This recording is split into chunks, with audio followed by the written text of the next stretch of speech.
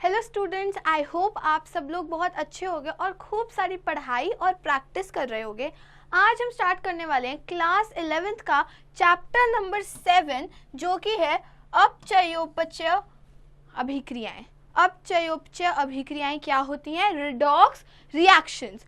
ये जो चैप्टर है बहुत आसान, बहुत छोटा सा चैप्टर है और ये कितने मार्क्स का आता है? ये आपका आता है 4 मार्क्स का।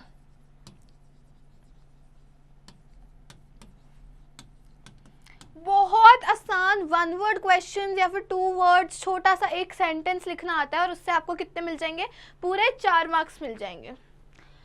स्टार्ट करेंगे अब हम इस चैप्टर से अपचयोपचय अभिक्रियाएं। सबसे पहले हम इसके उद्देश्य पढ़ेंगे। हम पढ़ने वाले हैं क्या?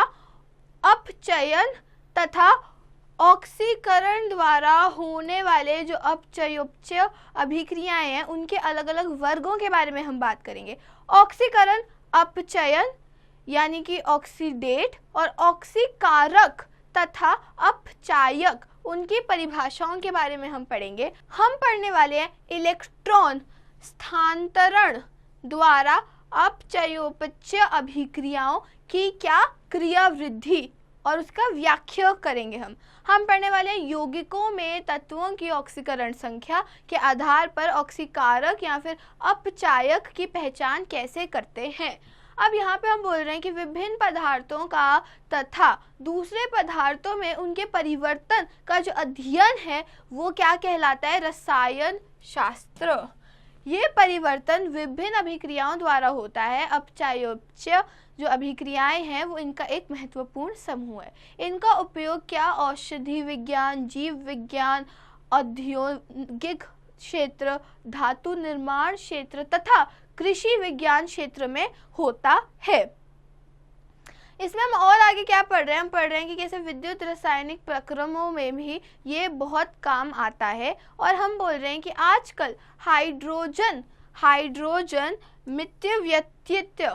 मितव्ययिता यानी कि द्रव्य हाइड्रोजन का उपयोग ईंधन के रूप में एज गैस या फिर ओजोन छिद्र जैसे जो वातावरणीय विशेष्य जो डिफरेंट प्रोसेसेस हैं उनमें भी अपचयोपचय अभिक्रिया इस्तेमाल होती है।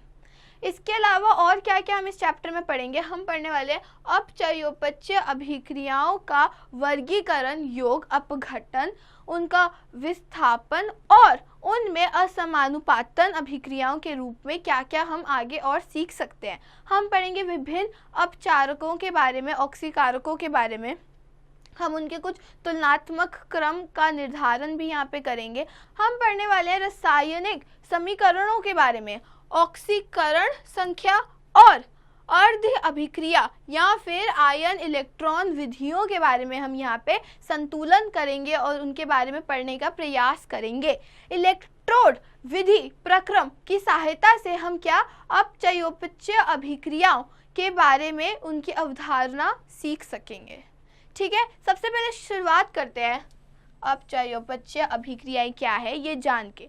मूल रूप से ऑक्सीकरण शब्द का प्रयोग तत्वों या फिर यौगिकों की ऑक्सीजन से संयोग के लिए होता है। वायुमंडल में लगभग 20% डाइऑक्सीजन की उपस्थिति के कारण से बहुत तत्व इसके साथ संयोग कर लेते हैं और इसी कारण से पृथ्वी पर तत्व सामान्य रूप से ऑक्साइड के रूप में ही ज़्यादातर पाए जाते हैं। यहाँ पे कुछ ऑक्साइड्स दिखाई गई हैं, मैग्नीशियम ऑक्साइड और सल्फर डाइऑक्साइड। ठीक है, अब हम यहाँ पे बात कर रहे हैं कैसे मीथेन भी ऑक्सीजन के साथ CO2 और H2O बनाता है या फिर डाइहाइड्रोजन सल्फेट, क्या डाइहाइड्रोजन सल्फाइड ऑक्सीजन के साथ 2 सल्फर और एक H2O देता है जिससे उसकी ऑक्सीकरण होती है। हम क्या बोलते हैं यहाँ पे? हम बोलते हैं कि जब रसायन शास्त्रित को क्या प्रेरणा मिली कि हाइड्रोजन के निष्कासन को क्या बोलते हैं? हम उसको भी हम ऑक्सीकरण बोलते हैं। यहाँ से देखो, हाइड्रोजन निकल गया, हाइड्रोजन निकला या फिर कह सकते हैं ऑक्सीजन आया तो हम इसको बोलते हैं ऑक्सीकरण। और हम ये भी कह सकते हैं कि ऑक्सीकरण पद को विकसित करके पदार्थ से हाइड्रोजन निष्कासन को भी हम क्या कहते हैं, ऑक्सीकरण कहते हैं। इसके अलावा यहाँ पे Mg के कुछ अलग अलग रिएक्शंस दिए गए हैं और इन्होंने क्या बोला है कि इन रिएक्शंस में क्योंकि Mg की ऑक्सीकरण अभिक्रिया हो रही है, ठीक है, कैसे हो रही है, उनमें अगर Mg इलेक्ट्रॉन लूज कर रहा है, यहाँ आप देख सकते हैं Mg 2 इलेक्ट्रॉन लूज कर रहा है और F2 को दे रहा है, 2 लूज कर रहा है, 2 लूज कर रहा है, ऐसी अभिक्रियाओं को भी हम क्या कहते हैं, ऑक्सीकरण अभिक्रियाएं कहते हैं। यहाँ पे इन्होंने इसके और प्रकार दिए हैं, देखिए ये भी एक प्रकार की ऑक्सीकरण अभिक्रिया है। अब हमने इसके बाद क्या बोला है, किसी पदार्थ में ऑक्सीजन या फिर ऋणावृद्धि तत्व का जो समावेद या फिर हाइड्रोजन या फिर धनु विद्युतीय तत्व का निष्कासन, उसको हम क्या कहते हैं, ऑक्सीकरण कहते हैं। अब हम आगे यहाँ से बढ़ेंगे और यहाँ पे इन्होंने क्या दिया है, यहाँ पे इन्होंने और एग्जाम्पल्स दिए हैं, जैसे देखिए यहाँ पे HGO है और ये ऑक्सीजन लूज कर रहा है, ये ऑक्सीजन लूज कर रहा है, यहाँ पे ये इलेक्ट्रॉन गेन कर रहा है। या फिर हम यहाँ FeCl3 की बात कर रहे हैं और FeCl3 यहाँ पे FeCl2 बनाना है, या फिर कह सकते हैं हम ये +3 ऑक्सीडेशन स्टेट से कहाँ जा रहा है, ये +2 पे जा रहा है। ऐसे जो रिएक्शन होते हैं इनको हम अपचायन रिएक्शंस कहते हैं। अभी हम इनके आगे और बात करेंगे।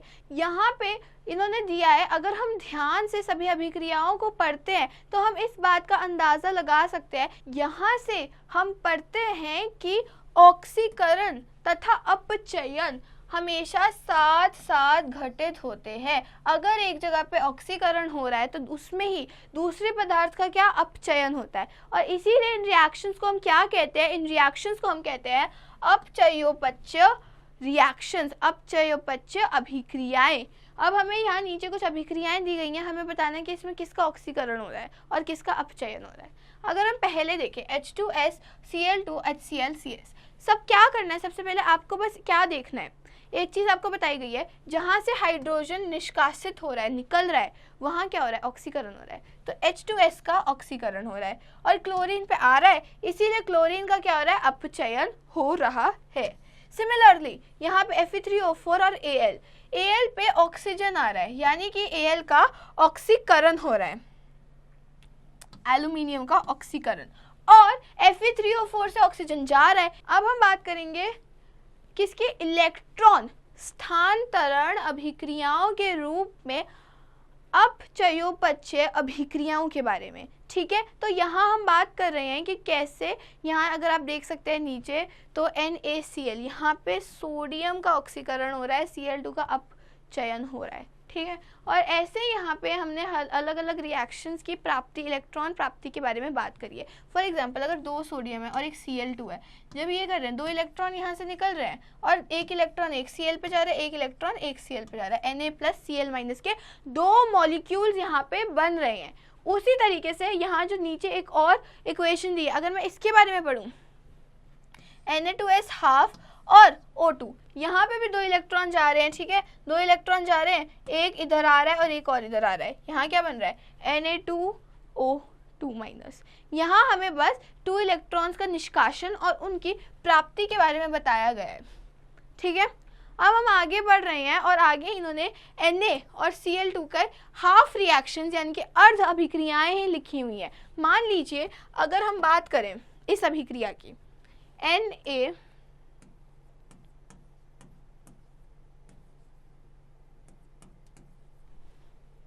यहाँ पे हम जब ले रहे हैं NaS plus Cl2 giving 2NaCl, हमने बोल लिया है कि जो Na है ये क्या कर रहा है, ये इलेक्ट्रॉन निष्कासित कर रहा है। तो इसकी हम एक अभिक्रिया अगर लिखते हैं तो वो क्या हो जाएगी, वो हो जाएगी आपकी Na प्लस इलेक्ट्रॉन,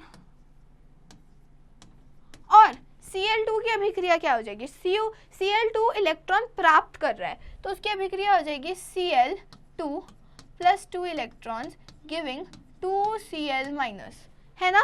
ये जो हाफ रिएक्शंस है, एक सिंगल रिएक्शन को हमने दो हाफ रिएक्शंस में जब कन्वर्ट कर दिया तो इसे हम क्या कहते हैं? इसे हम कहते हैं अर्ध अभिक्रिया, जिनमें इलेक्ट्रॉनों की जो अभिलिप्तता होती है वो साफ साफ दिखाई देती है कि इलेक्ट्रॉन कहाँ जा रहा है। ठीक है, अभिक्रियाओं में इलेक्ट्रॉन निष्कासन वाली अर्ध अभिक्रिया को हम क्या कहते हैं? ऑक्सीकरण अभिक्रिया, तथा जहाँ पे इलेक्ट्रॉन ग्रहण हो रहे हैं उसको क्या कहते हैं? अपचयन अभिक्रिया। अब हम जब आगे बढ़ रहे हैं तो यहाँ इन्होंने बताया है कि सारांश में अगर हम समरी ले लें ऊपर से, तो ऑक्सीकरण क्या है? वो स्पीशीज जिसके द्वारा इलेक्ट्रॉन या तो निष्कासित किया गया है या फिर वो स्पीशीज जिसके द्वारा इलेक्ट्रॉन की प्राप्ति हुई है, वो हो गया अपचयन। ऑक्सीकारक क्या है? इलेक्ट्रॉन ग्राही अभिकारक। जो सदस्य, जो पदार्थ इलेक्ट्रॉन गेन कर रही है उसे ऑक्सीकारक कहेंगे, और अपचय कहेंगे वो जो इलेक्ट्रॉन दान कर रही है। हमें इस रिएक्शन में क्या बताना है? हमें एक अपचयोपचय अभिक्रिया दी गई है और हमें इसकी अभिक्रिया को आगे समझाना है। इसको दो पार्ट्स में डिवाइड करना है। Na+H2, Na की यहाँ ऑक्सीडेशन स्टेट कितनी होती है? यहाँ 0 है, यहाँ कितनी हो गई? यहाँ इसकी हो गई +1। इसकी कितनी है? यहाँ इसकी है -0 और यहाँ हो गई -1। तो ये जो रिएक्शन है 0 से +1, ये क्या है? ये है आपका ऑक्सीकरण रिएक्शन। ऑक्सीडेशन स्टेट क्या है? ऑक्सीडेशन स्टेट बढ़ रहा है, इलेक्ट्रॉन दे दिया गया है, तो ये है ऑक्सीकरण रिएक्शन। और दूसरा क्या है? दूसरा है आपका अपचयन रिएक्शन, अपचयन अभिक्रिया। जब हम यहाँ देखते हैं तो इन्होंने इसी को ऐसे दो अलग अलग और रखा है और बोला है इस अभिक्रिया में सोडियम के ऑक्सीकरण तथा हाइड्रोजन का अपचयन प्रदर्शित किया गया है। प्रतियोगी इलेक्ट्रॉन स्थानांतरण अभिक्रियाएं। ठीक है, अब हम ऐसी अभिक्रियाओं की बात कर रहे हैं जो प्रतियोगी होती है, जिसमें इलेक्ट्रॉन, जिसमें दो से अधिक भी हमारे पास पदार्थें हो सकती है। यहाँ हम बात कर रहे हैं कि धातु की पट्टी पर कॉपर धातु की लाल रंग की परत अगर जम जाती है तो विलयन का जो नीला रंग है वो गायब हो जाता है CuSO4 के केस में। क्यों? क्योंकि Zn प्लस Cu2+ क्या कर जाता है? ये जो इलेक्ट्रॉन है Zn इसको दे देता है और खुद बन जाता है Zn2+ और यहाँ रह जाता है हमारा Cu। इसके हमने फिर इसका हाफ रिएक्शन लिखा है कि कैसे यहाँ से 2 इलेक्ट्रॉन निकले और इसने 2 इलेक्ट्रॉन गेन कर लिए। ठीक है, इसके बाद हम आगे इसी को हमने एक डायग्राम के रूप में यहाँ पे बताया हुआ है कि कैसे पहले यहाँ पे प्रारंभिक अवस्था में सिल्वर नाइट्रेट का यहाँ एग्जाम्पल दिया गया है। सिल्वर नाइट्रेट में डूबा हुआ कॉपर का छड़ धीरे धीरे, क्योंकि हमने रिएक्टिविटी सीरीज पढ़ी है, रिएक्टिविटी सीरीज में क्या होता है? हाइड्रोजन के बाद क्या होता है? CuAgHg, यानी कि जो कॉपर है वो Ag को रिप्लेस कर सकता है और वो Ag को क्या? Ag को रिड्यूस कर सकता है। तो क्या होता है? धीरे धीरे कॉपर यहाँ से सोल्यूशन में जाता है और यहाँ पे सिल्वर की परत जमने लग जाती है। ठीक है, ये एग्जाम्पल अब हमने आगे इसी को रिएक्शन के रूप में दिया गया है और यहाँ पे हमने Cu और निकल, कोबाल्ट और निकल का भी रिएक्शन हमने उसकी बात भी करी है। इसके बाद इन्होंने यहाँ पे क्रम निकाला है जिसके बेसिस पे ये स्थानांतरण होता है, जिसके बेसिस पे ऑक्सीकरण और अपचयन होता है। इसके बारे में इन्होंने क्या बोला है? वास्तव में हमें कुछ तुलनाएं भी हैं। हम यह जानते हैं कि जिंक जो है वो कॉपर को तथा कॉपर जो है वो सिल्वर को इलेक्ट्रॉन देता है, इसीलिए हम क्या कहते हैं कि जिंक जो है वो ज़्यादा रिएक्टिव है कॉपर से और कॉपर किससे? सिल्वर से। हम बोलते हैं कि धातु सक्रियता सीरीज अथवा विद्युत रासायनिक सीरीज हमने ऐसे करके बनाई है। मैं आपको अभी विद्युत रासायनिक सीरीज का एक छोटा सा क्रम बता देती हूँ। हम कहते हैं केदारनाथ का महंगा आलू ज़रा फीका पकाता है CuHgAgAu। ये आपकी क्या है? ये है आपकी विद्युत रासायनिक सीरीज या फिर धातु सक्रियता सीरीज। जो मेटल, जिस मेटल से ऊपर है वो बड़ा वाला मेटल, जैसे जिंक यहाँ पे और कॉपर यहाँ पे है, तो जिंक हमेशा कॉपर को रिप्लेस कर सकता है, जिंक हमेशा कॉपर को क्या कर सकता है, रिड्यूस कर सकता है। हाइड्रोजन से ऊपर वाले सारे एलिमेंट्स ज़्यादातर क्या होते हैं, ऑक्सीडाइज होते हैं, और जो नीचे होते हैं वो ज़्यादातर रिड्यूस होते हैं। अब हम बात करने वाले हैं ऑक्सीकरण संख्या की। ऑक्सीकरण संख्या क्या है, जिसकी बात हम बार बार करें, कितने इलेक्ट्रॉन्स डोनेट या एक्सेप्ट किए गए हैं, कितने इलेक्ट्रॉन्स निष्कासित हुए हैं या फिर प्राप्त हुए हैं, उस सब का जो नंबर होता है वो हमें बताती है ऑक्सीकरण संख्या। अगर ऑक्सीकरण संख्या पॉजिटिव है यानी कि इलेक्ट्रॉन डोनेट कर दिया गया, और अगर नेगेटिव है तो इलेक्ट्रॉन क्या, इलेक्ट्रॉन प्राप्त हुआ है, इलेक्ट्रॉन गेन किया गया है। जैसे कि इस एग्जाम्पल में आप देख सकते हैं 2 इलेक्ट्रॉन निष्कासन हुए हैं, यानी कि कोबाल्ट का ऑक्सीकरण संख्या कितना है, +2, और वहीं पे निकल ने क्या किया है, निकल ने 2 इलेक्ट्रॉन एक्सेप्ट करे हैं। ठीक है, तो यहाँ पे अब हम ऑक्सीकरण संख्या के बारे में पढ़ रहे हैं। अब यहाँ पे एक और उदाहरण अगर मैं आपको दूं, ये देखिए, एक एक एलिमेंट की ऑक्सीकरण संख्या हम निकालेंगे। ठीक है, यहाँ पे भी वही उदाहरण है, बट हम यहाँ करते हैं। यहाँ पे H+ जो है वो अपने 4 इलेक्ट्रॉन्स क्या करता है, दे देता है कार्बन को। तो कार्बन की कितनी ऑक्सीकरण अवस्था हो गई, 4। H4 की कितनी हो गई, +1। ठीक है, Cl2 की अगर मैं बात करूं तो Cl2 जो है वो अपने सारे इलेक्ट्रॉन्स किसको दे रहा है, वो अपने सारे इलेक्ट्रॉन्स अपने पास ही रख रहा है। अगर आपके पास एक चीज में, अगर आपके पास सेम मॉलिक्यूल है तो उसके अंदर इलेक्ट्रॉन्स ना कभी एक को तो दिए नहीं जाते, क्योंकि दोनों की पोलैरिटी, दोनों की ध्रुवणता सेम होती है। तो H2O2 Cl2 C2 O3 N3S2, ऐसे जो आपके पदार्थ, ऐसे जो आपके अणु होते हैं, इनके ऑक्सीडेशन स्टेट हमेशा हम 0 बोलते हैं। CCl4, यहाँ पे क्योंकि Cl4 ज़्यादा नेगेटिव है तो वो कार्बन से इलेक्ट्रॉन्स ले रहा है, इसीलिए कार्बन यहाँ पे +4 है और CCl4 -1। HCl तो आप सबको पता है, क्योंकि क्लोरीन ज़्यादा नेगेटिव है तो यहाँ -1 आ जाएगा, यहाँ प्लस कितना, +1। अब हम एक एक को देखते हैं। ठीक है, C की अगर मैं बात करूं, कार्बन की, तो कार्बन पहले -4 पे था, अब वो +4 पे आ गया, यानी कि उसकी ऑक्सीडेशन स्टेट, उसकी ऑक्सीकरण अवस्था बढ़ गई है, उसका ऑक्सीकरण संख्या बढ़ गया है। तो हम कहेंगे कि कार्बन का क्या हुआ है, कार्बन का ऑक्सीकरण हुआ है। वहीं H4 +1 से -1 पे चले गया तो छोटा हो गया, उसका अपचयन हुआ है। Cl2 0 से -1 गया है, उसका भी अपचयन हुआ है। यहाँ पे आपको यही दिखाया गया है।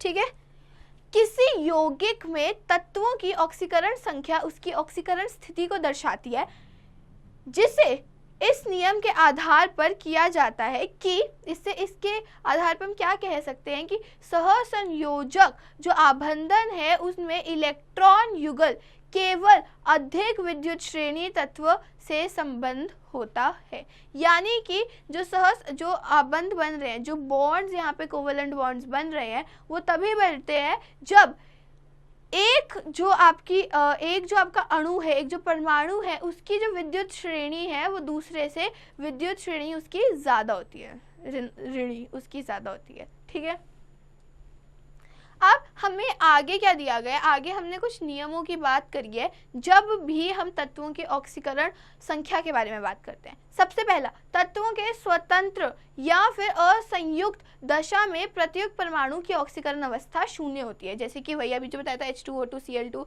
O3P4 S8 NaMg etcetera.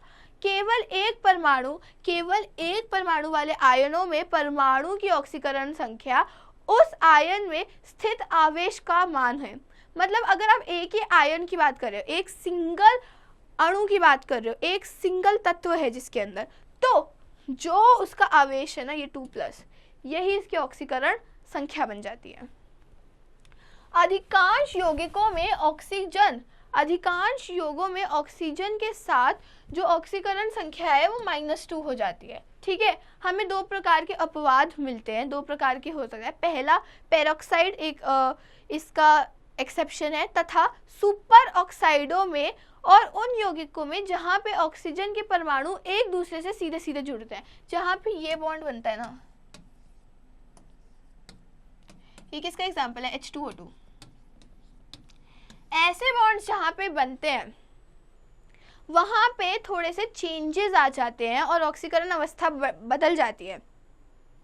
यहाँ पे ऑक्सीजन, क्योंकि ये देखो इसके बॉन्ड तो 0 है तो इसकी वजह से तो 0 ही हुआ और इसकी वजह से -1, तो यहाँ पे ऑक्सीजन की अवस्था संख्या -1 है, जबकि ज़्यादातर वो -2 ही होती है। इसी तरीके से KO2 और RbO2 में जो ऑक्सीजन की अवस्था है वो -1/2 निर्धारित की गई है, -1/2।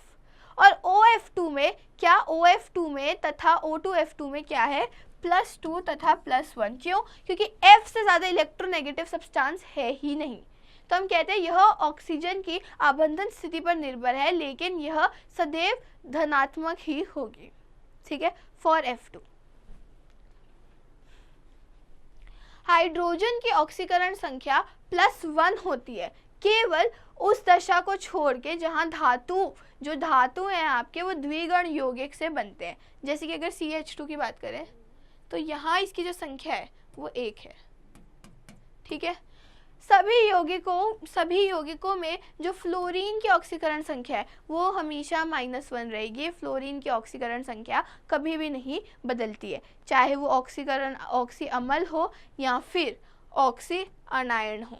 ठीक है, यौगिकों में सभी परमाणुओं की जो ऑक्सीकरण संख्या है वो बीजीय योग 0 होती है, बीच में वो 0 होती है। दैट इज बहुपरमाणुक जब आयन होते हैं उसके अंदर जो सभी परमाणु की ऑक्सीकरण संख्या है उनका जो बीजीय योग है उस आयन के आवेश पर बराबर होता है। जैसे कि अगर CO3 2- बोला जाए तो तीनों ऑक्सीजन तथा जो कार्बन है उनकी परमाणु की ऑक्सीकरण संख्या का योग -2 ही होगा। मतलब जो नेट योग है, जो नेट फाइनल सबका ऑक्सीकरण अवस्था में लाके योग आएगा वो कितना आएगा, -2 आएगा। ठीक है, इन नियमों के रूप से हम सबकी ऑक्सीकरण संख्या ज़्यादातर निकालते हैं और हम अब आगे बढ़ेंगे। यहाँ देखिए, यहाँ इन्होंने बात करी है किसकी, स्टॉक संकेतन की।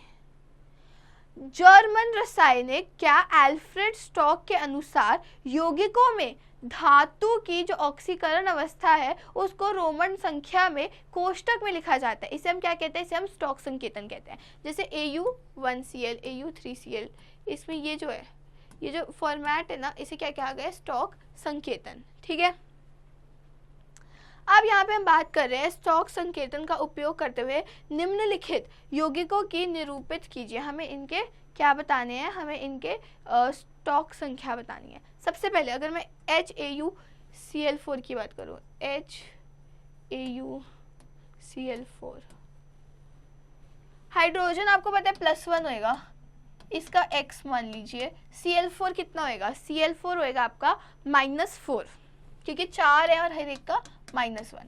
ठीक है, और ये क्या दे रहा है, 0। इसकी टोटल कितनी होगी, 0, तो X कितना हो जाएगा आपका, X हो जाएगा 4 - 1 जो कि है 3। तो आपकी संख्या कितनी आएगी, HAu123Cl4। ठीक है, इसी तरीके से अगर हम एक और करते हैं Fe2O3, Fe2O3 में हम बोलते हैं Fe का चार्ज अगर हम X ले लें तो कितने Fe हैं, 2 Fe हैं।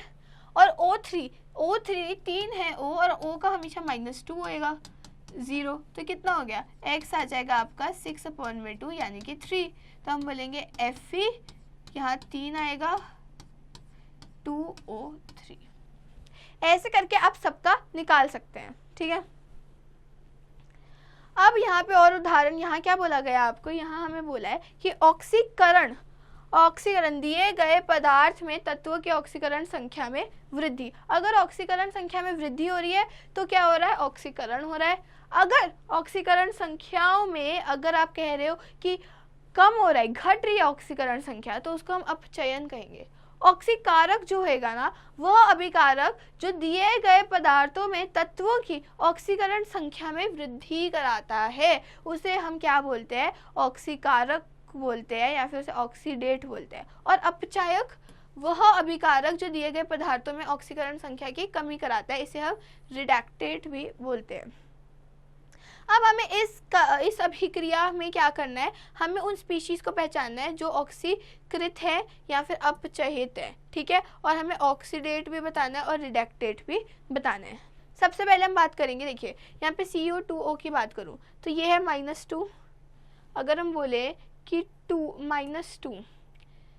-2x plus -2 is equal to 0, तो x कितना आ जाएगा, x आ जाएगा +1।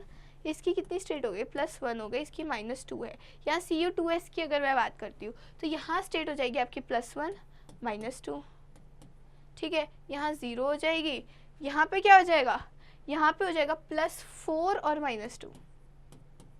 अब देखिए यहाँ पे +1 से Cu 0 पे गया, यानी कि Cu का क्या हुआ है, अपचयन हुआ है। तो यहाँ पे Cu का अपचयन हुआ है। Cu का अपचयन किसने कराया है, Cu का अपचायक कौन है, CO2S।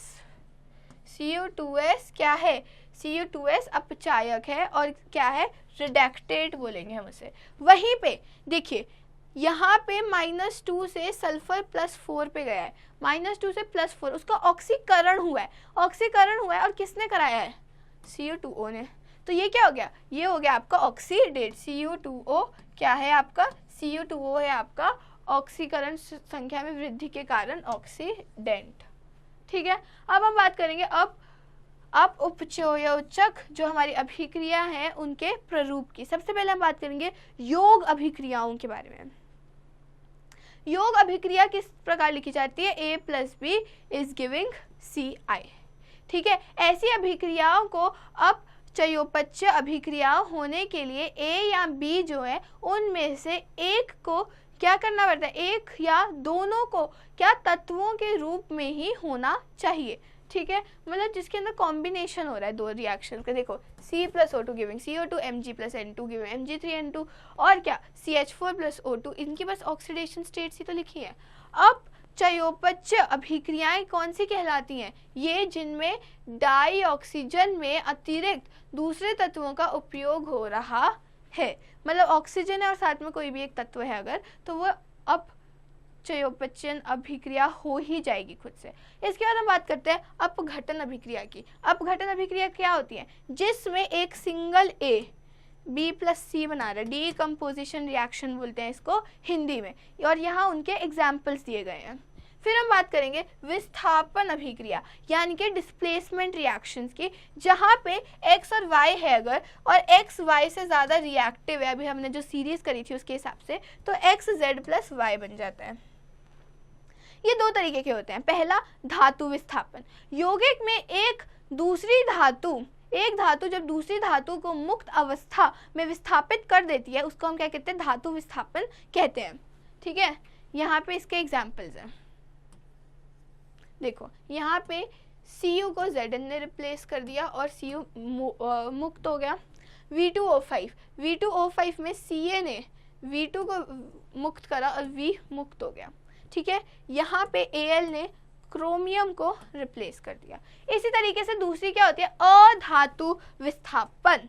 अधातु विस्थापन में क्या होता है, अपचयोपचय अभिक्रियाओं में हाइड्रोजन विस्थापन होता है, ऑक्सीजन विस्थापन आदि जो दुर्लभ अभिक्रियाएं भी शामिल होती है, कुछ वीक रिएक्शंस इनमें शामिल होते हैं। जैसे कि देखिए Na + H2O, यहाँ पे H2 को रिप्लेस किया गया है किससे, Na से, ठीक है, एक H को रिप्लेस किया गया। उसी तरीके से यहाँ पे भी हो रहा है। अब हम बात करते हैं कि मैग्नीशियम आयरन उनके रिएक्शन में भी अगर देखें तो Mg क्या है, H को रिप्लेस ही तो कर रहा है। ये सारे रिएक्शंस जो हैं ये आपके किस में आते हैं अधातु विस्थापन में, ठीक है। यहाँ उनके और एग्जाम्पल्स दिए गए हैं और बात करी गई है कि कैसे डाई हाइड्रोजन गैस तैयार करने में ये रिएक्शंस उपयोग में आते हैं। हाइड्रोजन गैस के निकास की गति धातुओं की सक्रियता की परिचायक होती है कि धातु कितने ज़्यादा रिएक्टिव है। जैसे कि Fe जैसी जो कुछ सक्रिय धातु है वो न्यूट्रॉन या फिर Mg जैसी जो अत्यंत सक्रिय गैसेज है वो कई उच्चतम में होती हैं, ठीक है। वहीं पे सिल्वर और गोल्ड जैसी जो धातु हैं वो प्रकृति में प्राकृत अवस्था में पाई जाती है और ज़्यादातर H2 के साथ नहीं पाई जाती है। H2 के साथ जो गैसेस पाई जाती है वो काफ़ी रिएक्टिव गैसेस मानी जाती है।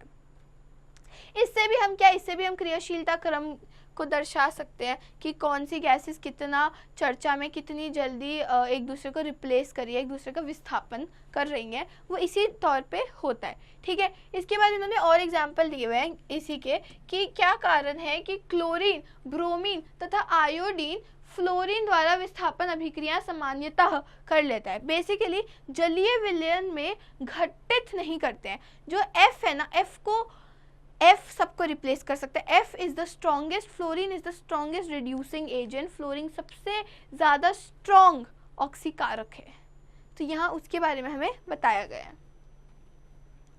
फिर आगे हम जब बात कर रहे हैं तो यहाँ पे और एग्जाम्पल्स दिए गए हैं किसके, प्रयोगशाला में Br- तथा I- की क्या परीक्षण विधि, जिसका हम क्या नाम देते हैं, हम इसे बोलते हैं परत परीक्षण। उसका हमें रिएक्शन यहाँ पे दिया गया है और उसके आधार पे हमने 2 अभिक्रियाएं लिखी हैं। इससे क्या पता चलता है, इससे पता चलता है कि अप्रासंगिक नहीं होना कि किसी प्रकार की विलयन में ब्रोमीन आयोडीन आयन का विस्थापन हो सकता है कि नहीं। ऐसे ही हैलोजन विस्थापन की अभिक्रियाएं जो है वो कहाँ, वो औद्योगिक अनुप्रयोग में इस्तेमाल होती हैं, औद्योगिक जगहों पे वो इस्तेमाल की जाती हैं, और ऐसे अन्य जो अभिक्रियाएं हैं उनका यूज दिया गया। अब हम बात करेंगे किसकी, असमानुपातन अभिक्रियाएं। असमानुपातन अभिक्रियाएं वो विशेष प्रकार की अपचयोपचय अभिक्रियाएं हैं जिसके अंदर तत्वों की एक ऑक्सीकरण अवस्था एक ऑक्सीकृत तथा उपचयित होती है, यानी कि उनमें सक्रिय पदार्थ का एक तत्व कम से कम नहीं तो तीन ऑक्सीकरण अवस्था प्राप्त कर सकता है। ठीक है, मतलब जैसे ये देखिए यहाँ पर अगर हम बात करें, इसमें H2O2 इस अभिक्रिया के हो जाने के बाद H2O2 H2O में परिवर्तित हुआ और O2 में भी परिवर्तित हुआ। तो जो ऑक्सीजन है, यहाँ पे ऑक्सीजन -1 था, यहाँ ऑक्सीजन क्या हो गया, यहाँ ऑक्सीजन -2 हो गया और यहाँ ऑक्सीजन 0 है। तो उसने तीन अलग अलग क्या ऑक्सीकरण अवस्थाएं प्राप्त कर ली हैं। ठीक है, इसी तरीके से यहाँ पे नीचे एक और एग्जाम्पल दिया है, यहाँ पे P4 0 है, यहाँ पे P4 -3 और यहाँ -+1 है। तो 3 उसने अवस्थाएं प्राप्त कर ली हैं। ऐसे रिएक्शंस को हम क्या कहते हैं, असमानुपातन अभिक्रियाएं।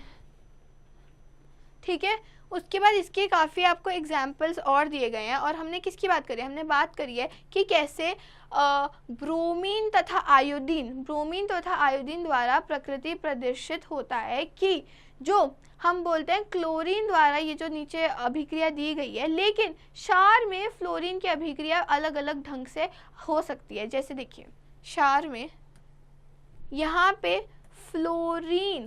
फ्लोरीन की भी ऑक्सीडेशन स्टेट कम हुई है एज यूजुअल। और यहाँ ध्यान में क्या रखना ज़रूरी है कि फ्लोरीन जल से क्रिया करके कुछ ऑक्सीजन भी देता है। फ्लोरीन द्वारा दिखाया गया जो भिन्न व्यवहार है वो क्या है, आश्चर्यजनक नहीं है। क्यों?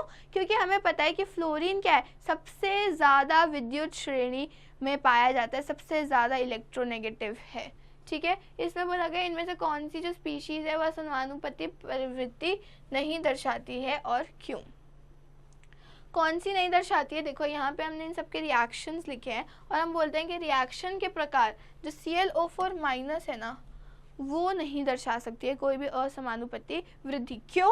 क्योंकि ClO4- की सबसे हाईएस्ट ऑक्सीडेशन स्टेट है क्या है, यहाँ पे ऑक्सीजन की स्टेट क्लोरीन की +7 से ऊपर तो क्लोरीन जा ही नहीं सकता। अगर ऊपर नहीं जा सकता, जब भी हम असमानुपाती रिएक्शंस की बात करते हैं तो एक का घटता है, एक में ऑक्सीजन स्टेट घटती है, ऑक्सीकरण संख्या एक में घटती है और दूसरे में ऑक्सीकरण संख्या हमेशा बढ़ जाती है, ज़्यादा हो जाती है। अब जब ऑलरेडी ऑक्सीकरण अवस्था +7 है, इससे आगे तो वो क्या ही बढ़ सकेगी, है ना। इसी वजह से ये पॉसिबल ही नहीं होता है। फिर यहाँ दिया गया है कि इन अभिक्रियाओं को वर्गीकृत करना है, हमें बताना है कि किस प्रकार की अभिक्रियाएं। आपको अभिक्रियाओं के अलग अलग बताने हैं कौन सी प्रकार की अभिक्रिया है। ये आपकी यौगिक है ना, ये यौगिक है। और जो आपकी ख वाली है ये क्या है, ये अपघटित है, डिस्प्लेसमेंट है। ये कौन सी है, ये है आपके विस्थापन।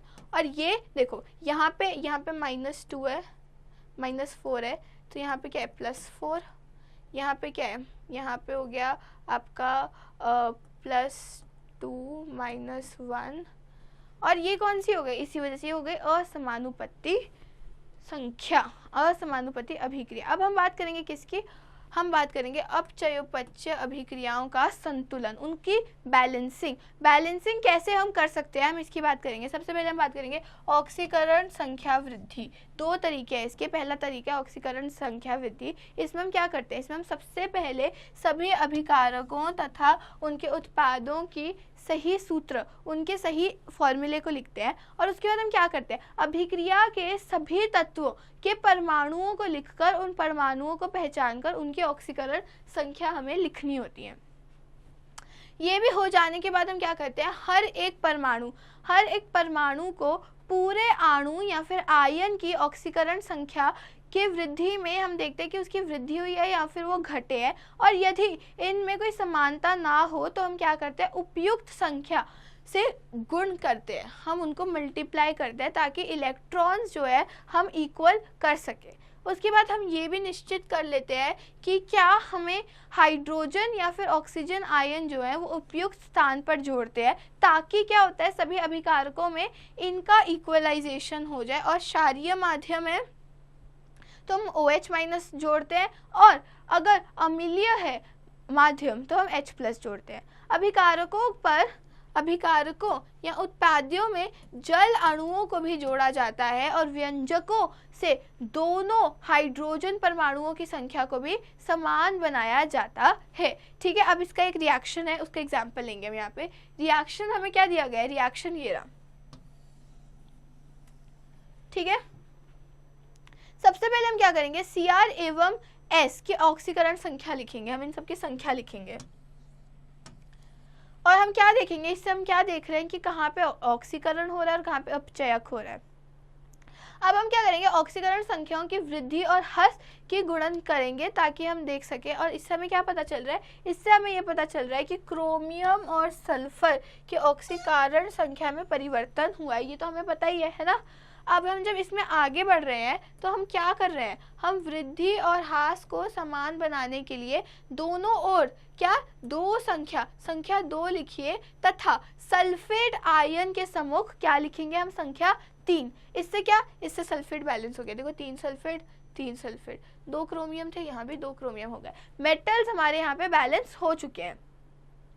अब हम बोल रहे हैं कि क्योंकि अभिक्रिया अम्लीय माध्यम में है, हम यहाँ पे क्या ऐड करेंगे, हम यहाँ पे एक जगह पे ऐड करेंगे H+, है ना। तो हम बोल रहे हैं कि क्या कर रहे हैं, यहाँ पे हम दोनों ओर के आयनों का आवेश एक समान नहीं है, दोनों ओर आयन सेम नहीं है। देखो यहाँ पे क्या है, यहाँ पे है -4, और यहाँ पे क्या है, यहाँ पे है 3 - 2 यानी कि +1। अब हमें इनको इक्वल करना है। इनको इक्वल करने के लिए हम क्या करेंगे, हम यहाँ पे -4 के साथ +8 जोड़ देंगे। ठीक है, और अंत में हम क्या करेंगे, अंत में हम हाइड्रोजन अणुओं का भी गुणन कर देंगे। हाइड्रोजन भी अब इक्वल करने हैं हमें, H इक्वल करने हैं।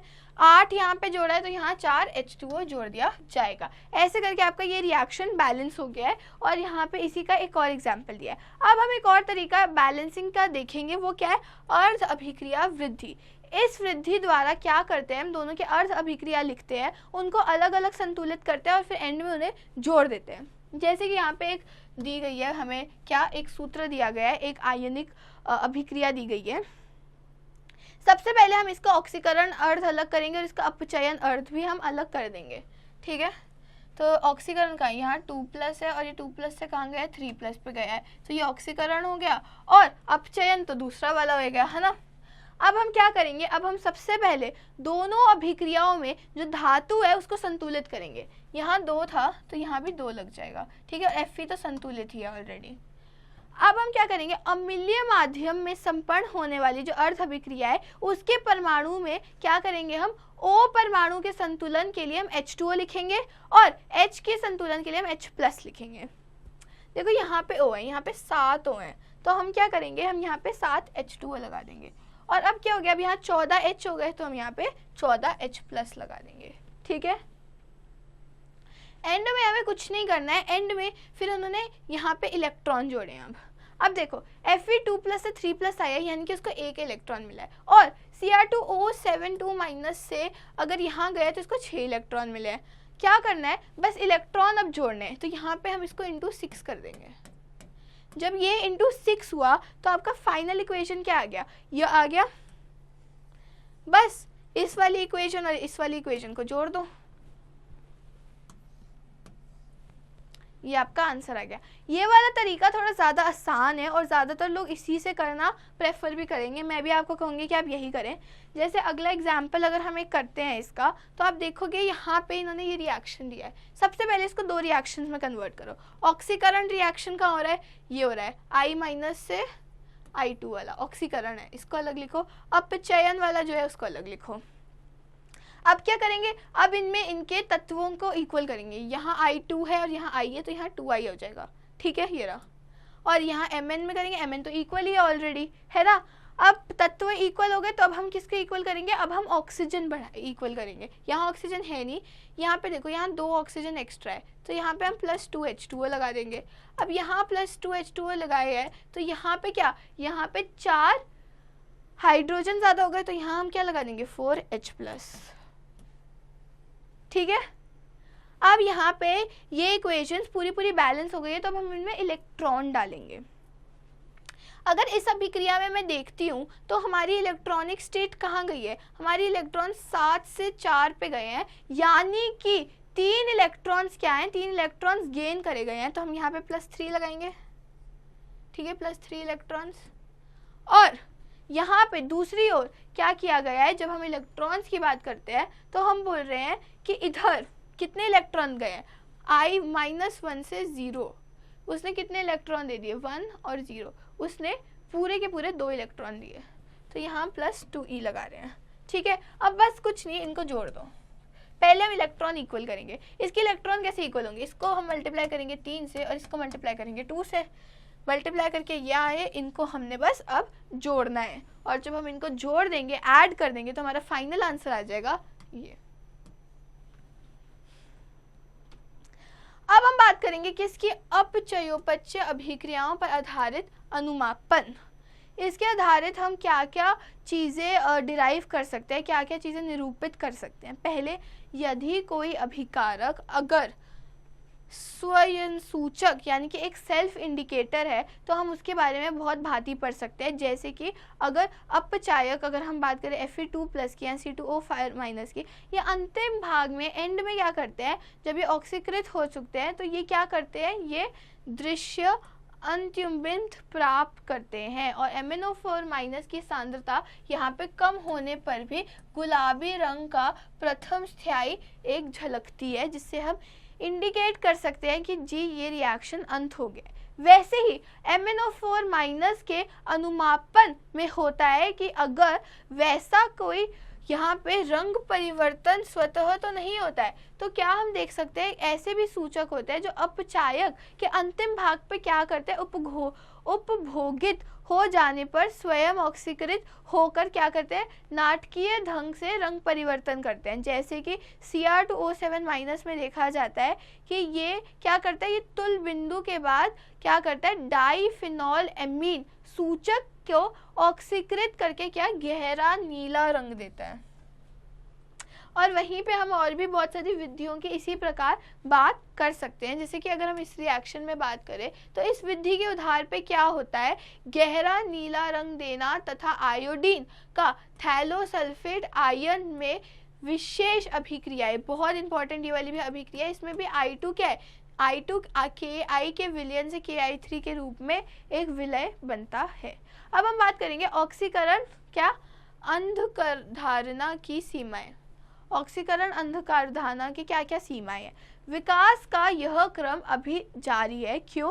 क्योंकि वास्तव में कुछ समय पहले तक तो ऑक्सीकरण पद्धति की जो अभिक्रियाएं थी उनमें संलग्न परमाणु यानी कि एक या एक से अधिक के चारों ओर इलेक्ट्रॉन घनत्व में जो है जब वो घट जाते थे तो उसके रूप में, तथा अपचयन पद्धति में हम क्या बोलते हैं, घनात्मक वृद्धि हो जाती है और ये देखा जाता है।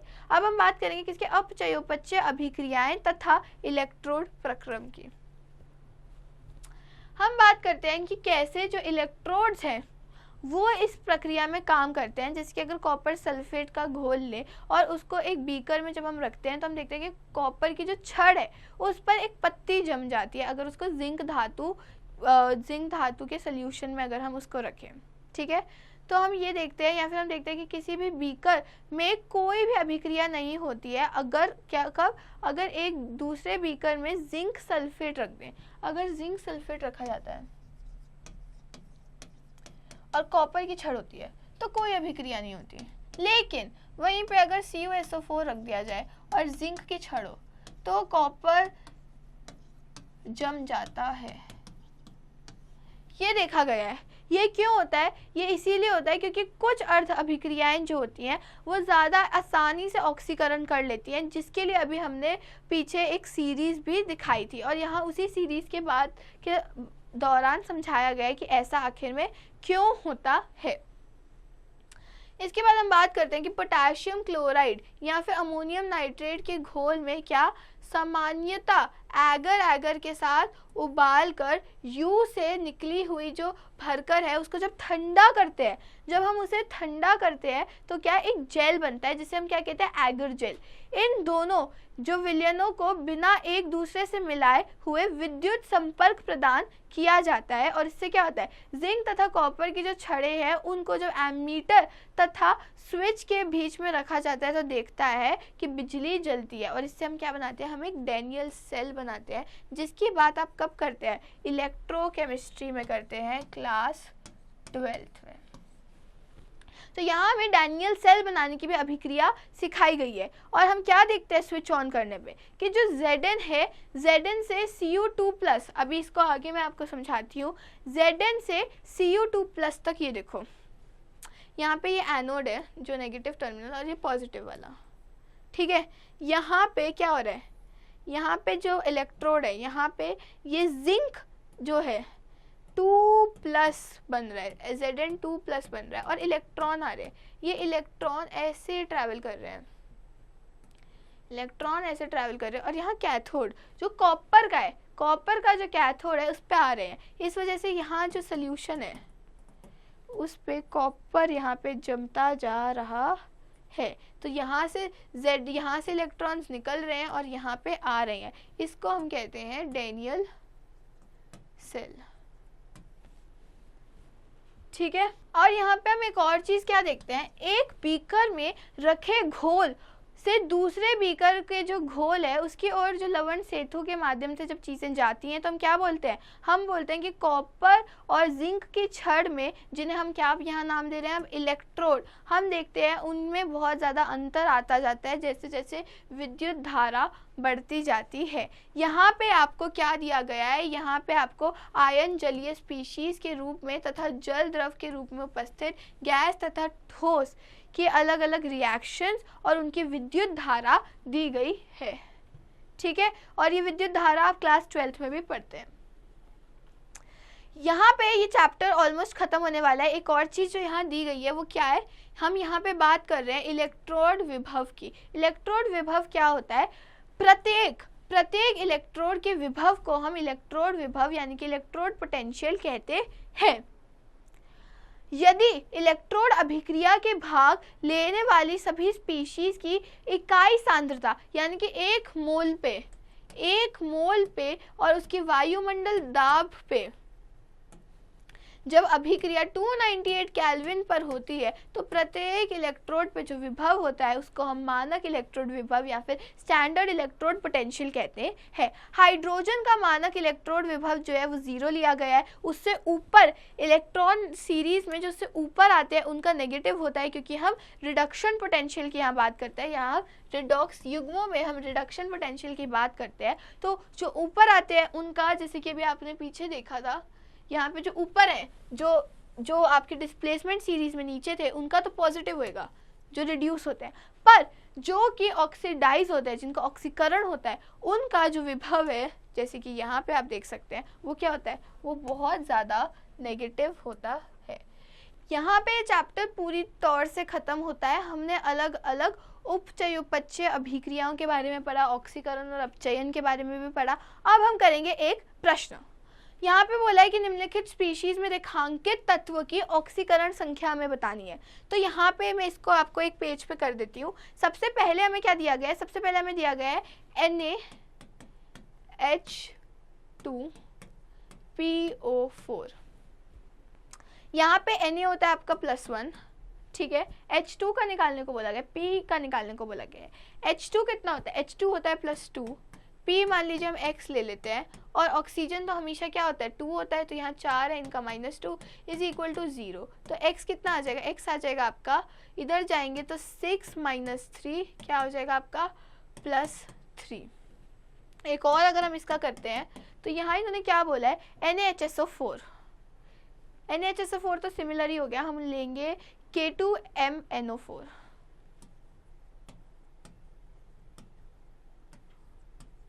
इसका हमें निकालना है, ठीक है। यहाँ पे इसका निकाल, K2 कितना होता है, K2 2 है और दोनों का +1 लेंगे, Mn का हमें निकालना है, और ये कितना हो जाएगा -8 इज इक्वल टू 0। तो X कितना आ गया 8 - 3 जो कि है 5, ठीक है। तो ये चैप्टर यहाँ पे आपका अब समाप्त होता है। इसके बाकी के प्रश्न आप खुद से करेंगे। अगर आप थोड़ा सा अभ्यास करेंगे तो ये बहुत आसानी से आपको समझ आ जाएगा। आई होप ये चैप्टर आपको क्लियर हो।